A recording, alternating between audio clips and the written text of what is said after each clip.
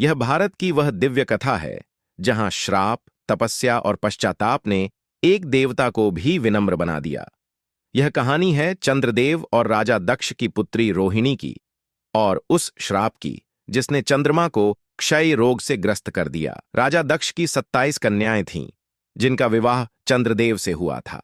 लेकिन चंद्रदेव का मन केवल एक ही पत्नी रोहिणी में अधिक रमता था। वे बाकी पत्नियों की उपेक्षा करने लगे। यह अन्याय जब राजा दक्ष तक पहुंचा तो उनका क्रोध भड़क उठा। राजा दक्ष ने सभा में चंद्रदेव को बुलाया और कठोर वाणी में कहा, जिसने धर्म में पक्षपात किया वह क्षय को प्राप्त होगा। क्षण भर में ही उन्होंने चंद्रदेव को क्षय रोग का श्राप दे दिया।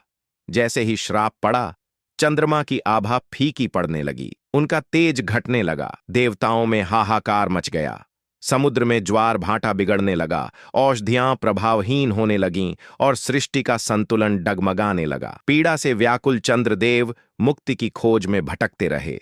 अंततः उन्होंने भगवान शिव की शरण ली। कहा जाता है कि वे सौराष्ट्र के प्रभास क्षेत्र पहुंचे और वहां शिवलिंग की कठोर तपस्या की। दिन रात तप, आंसू और पश्चाताप, उनकी देह गलने लगी, लेकिन भक्ति अडिग रही। तपस्या से प्रसन्न होकर भगवान शिव प्रकट हुए। उन्होंने कहा, दक्ष का श्राप अटल है, पर मैं तुम्हें पूर्ण नाश से मुक्त कर सकता हूं। शिव ने वरदान दिया कि चंद्रदेव पूरी तरह नष्ट नहीं होंगे, बल्कि हर महीने क्षीण होकर फिर से बढ़ेंगे। यही कारण है कि अमावस्या को चंद्रमा क्षीण होता है और पूर्णिमा को फिर से पूर्ण तेज में लौट आता है। कहते हैं उसी क्षण भगवान शिव ने चंद्रदेव को अपने मस्तक पर धारण कर लिया, ताकि संसार को यह संदेश मिले कि पश्चाताप और भक्ति से सबसे बड़ा श्राप भी संतुलन में बदला जा सकता है। आज भी प्रभास क्षेत्र का वह स्थान आस्था का केंद्र है, जहां भक्त यह विश्वास लेकर जाते हैं कि जैसे चंद्रदेव को नया जीवन मिला, वैसे ही उनके जीवन का अंधकार भी